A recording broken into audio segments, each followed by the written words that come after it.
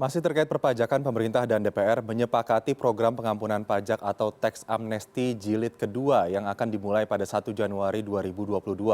Pengampunan pajak atas harta yang selama ini tidak dilaporkan dan penghapusan denda pajak berpotensi mengerek penerimaan sektor pajak negara, namun sekaligus juga merepatriasi modal dan aset. Namun di sisi lain, pemberlakuan teks amnesti kembali menuai pro dan kontra di masyarakat. Bagaimana basis pajak yang telah terbentuk pada pengampunan pajak jilid pertama sudahkah optimal dan apa urgensi dilakukan pengampunan pajak jilid kedua? Kami bahas pagi ini bersama peneliti ekonomi KOR Indonesia, Yusuf Rendy Manilet. Selamat pagi, Bang Yusuf, apa kabar? Selamat pagi, Mas Aldi. Kabar baik. Oke, Bang Yusuf, ini teks amnesti jilid pertama sudah dilakukan pada tahun 2016. 5 tahun berselang, teks amnesti jilid kedua akan diberlakukan Januari 2022. Waktunya sudah tepat atau belum, Bang? Dan bagaimana sebetulnya evaluasi dari teks amnesti jilid satu dari KOR? Iya, saya kira sebenarnya di 2016 silam kita tahu bahwa pemerintah berkomitmen ya ketika itu akan cuma satu kali melakukan pengampunan pajak. Karena memang waktu itu pemerintah ingin mengejar ya basis pajak yang lebih besar sehingga dalam jangka panjang ini kemudian akan berdampak baik ya bagi penerimaan pajak secara keseluruhan. Karena sebelum program pengampunan pajak jilid satu dimulai, kita harus akui bahwa rasio pajak Indonesia itu relatif lebih rendah gitu ya. Nah, 5 tahun setelah program pengampunan pajak ini selesai, memang beberapa peningkatan ataupun kinerja penerimaan perpajakan itu sudah terlihat. Seperti misalnya kalau kita lihat dari compliance ya, khususnya untuk wajib pajak orang pribadi itu mengalami peningkatan khususnya setelah pengampunan jilid satu ini dilakukan. Nah, hanya saja memang harus diakui juga bahwa ini bukanlah alasan yang kuat ya bagi pemerintah kemudian untuk melakukan program pengampunan pajak jilid kedua gitu. Karena sekali lagi yang kita ingat bahwa yang pertama tentu komitmen yang sudah disampaikan pemerintah di 2016 silam. Kemudian yang kedua, meskipun ini berpotensi ya untuk memperlebar basis pajak dalam jangka panjang, tetapi ada hal-hal lain juga yang bisa mereduksi ya penerimaan pajak kita. Seperti misalnya kemudian di kemudian hari pelaku usaha bisa saja berpikir bahwa tidak usah melakukan ataupun melaporkan pajak secara baik dan benar, toh nanti juga ada program pengampunan pajak jilid-jilid berikutnya. Nah, tentu hal-hal seperti ini yang kita perlu antisipasi, pemerintah perlu antisipasi dalam program pengampunan pajak jilid kedua ini. Oke, jika dilakukan di kala pandemi, di kala penerimaan negara juga mungkin ya dari berbagai sisi tertekan, terutama soal perpajakan. Apakah ini sudah menjadi hal yang efektif jika dilakukan, Bang Yusuf, untuk menggenjot penerimaan negara sekaligus juga untuk mengejar target pemerintah menekan defisit anggaran jadi 3% di tahun 2023 nanti? Iya, kalau kita lihat argumen yang disampaikan pemerintah ada dua ya argumen utama. Yang pertama, pemerintah menyampaikan bahwa program pengampunan pajak ini dilakukan untuk melakukan stimulus ya kepada para pelaku usaha yang kena pandemi pemulihan ekonomi gitu. Kemudian alasan yang kedua itu untuk mendorong penerimaan pajak. Saya kira dua argumen ini pun kemudian cukup dipertanyakan, harus dipertanyakan gitu ya. Karena kalau kita berkacu pada argumen yang pertama bahwa ini untuk misalnya memberikan stimulus ya kepada para pelaku usaha, kita ingat bahwa di program PEN sebenarnya pemerintah sudah punya khusus untuk insentif pajak bagi para pelaku usaha.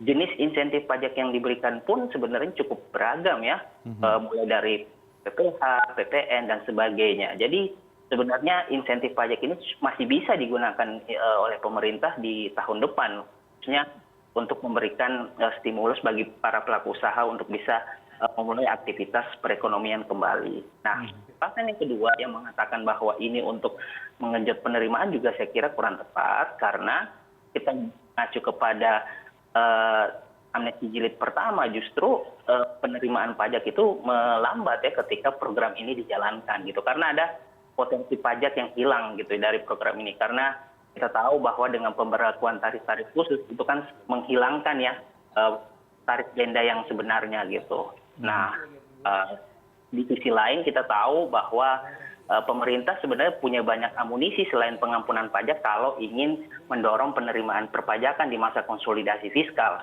Jadi misalnya kita tahu dalam RUU HPP ada juga kenaikan tarif atas ya untuk PPh 21 khususnya untuk para orang-orang kaya dengan pendapatan di atas 5 miliar misalnya ya. Saya kira ini salah satu amunisi yang tepat. Kemudian pemerintah juga bisa melakukan extra effort ya dalam misalnya melakukan intensifikasi data dari program pengampunan pajak jilid pertama gitu. Jadi saya kira amunisinya cukup besar, cukup banyak ya di luar pengampunan pajak kalau seandainya pemerintah ingin mendorong penerimaan pajak di luar program pengampunan pajak jilid kedua ini. Oke, jadi ada berbagai stimulus ya yang sudah diberikan bagi dunia usaha orang-orang kaya agar bisa lebih taat membayar pajak. Tapi kalau kita melihat risiko jika tidak dilakukan tax amnesty ini, apakah ada cara lain agar penerimaan pajak itu bisa meningkat, Bang Yusuf? Iya, kalau kita melihat dari misalnya repatriasi di program pengampunan pajak jilid pertama yang tidak mencapai target. Artinya saya membaca ini ada potensi penerimaan pajak dari luar negeri yang tidak tidak dilaporkan secara proper ya oleh para wajib pajak yang misalnya menyembunyikan hartanya di luar negeri misalnya. Nah, dalam konteks ini pemerintah kan ikut dalam kerjasama konsensus internasional melalui Automatic Exchange of Information ya yang sudah berlangsung sekitar 5 tahun ini gitu. Dan AEO ini, Automatic Exchange of Information ini menukarkan data-data wajib pajak yang bisa digunakan oleh otoritas pajak dalam memeriksa pajaknya gitu. Jadi saya kira pemerintah kemudian sekali lagi punya banyak amunisi untuk misalnya memeriksa pajak. Dan kalau kita lihat secara spesifik misalnya di dalam negeri, pemerintah memberikan misalnya dalam program pengampunan jilid kedua ini tarif khusus untuk wajib pajak yang tidak melakukan ataupun melaporkan ya harta mereka dalam periode 1985 dari tahun 1985 sampai 2015. Itu range waktu yang cukup panjang gitu ya. Saya kira ini justru sebenarnya bisa diteliti ya oleh para diskut untuk mendorong penerimaan pajak tanpa harus memberlakukan pengampunan pajak gitu. Jadi saya kira sebenarnya alasannya cukup banyak ya untuk kemudian sebenarnya tidak program pengampunan pajak ini sebagai salah satu-satunya jalan untuk mendorong penerimaan pajak. Oke, tapi kalau kita melihat Bang Yusuf basis pajak yang terbentuk pada tahun 2016 silam begitu sampai saat ini. Apakah kemudian ini pada tahun 2022 jika diberlakukan kembali evaluasi yang sudah dilakukan pada 2016 itu benar-benar bisa dibawa sehingga kemudian benar-benar kepatuhan pajak yang lebih meningkat ini bisa tercipta begitu dengan adanya tax amnesty jilid kedua, atau justru malah ini dianggap sebagai hal yang bisa menimbulkan efek tadi Bang Yusuf katakan bahwa para wajib pajak cenderung berpikir oh nanti akan ada tax amnesty lagi nih selanjutnya. Iya, itu kalau kita berbicara konteks kepatuhan memang tidak bisa berdiri sendiri ya. Artinya program pengampunan pajak ini harus dikombinasikan misalnya dengan perusahaan lebih ketat, ya juga peningkatan kapasitas administrasi dari Dirjen Pajak sendiri gitu. Dan saya kira sebenarnya sudah dilakukan ya.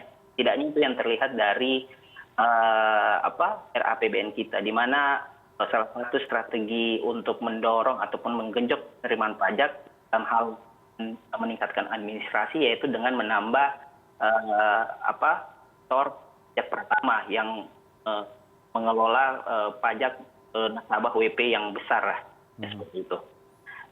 Tetapi itu tadi bahwa dengan diberlakukannya pajak pengampunan pajak jilid kedua ini, itu kemudian ada efek psikologis yang saya katakan tadi bahwa ini dilihat pemerintah tidak sistem dengan apa yang disampaikan di 2016 silam gitu. Padahal kan kita tahu di luar sana banyak wajib pajak yang cukup patuh ya, dan juga memang mereka mengambil pengampunan pajak di pertama tadi karena mereka pikir oke, ini adalah kesempatan terakhir untuk melaporkan pajak secara proper gitu. Nah ini kan tentu agak tadi saya katakan agak bertolak belakang dengan semangat yang dihembuskan pemerintah di program pengampunan pajak jilid pertama di 2016 silam.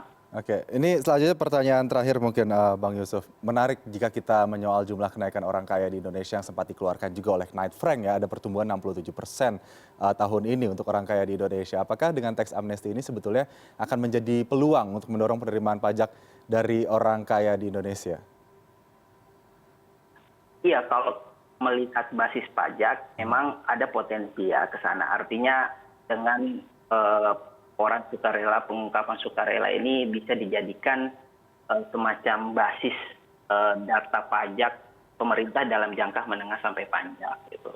Tetapi kan dalam program ini juga tidak ada yang kemudian menjamin ya orang-orang ini kemudian akan ikut gitu dalam program ini dan kemudian misalnya melakukan repatriasi aset mereka kembali ke dalam gitu.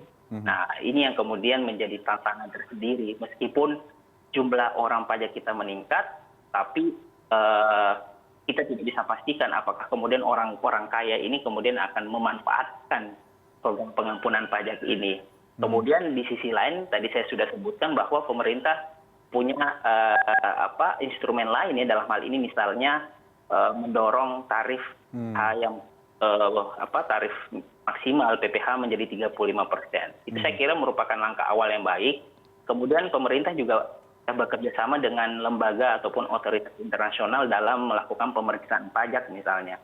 Saya kira cukup kuat ya kemudian kita mendorong ataupun memeriksa wajib pajak di luar negeri misalnya tanpa menggunakan misalnya program pengampunan pajak.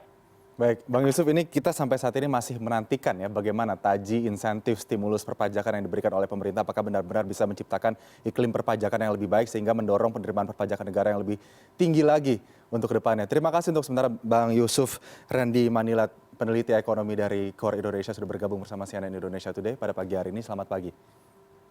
Selamat pagi.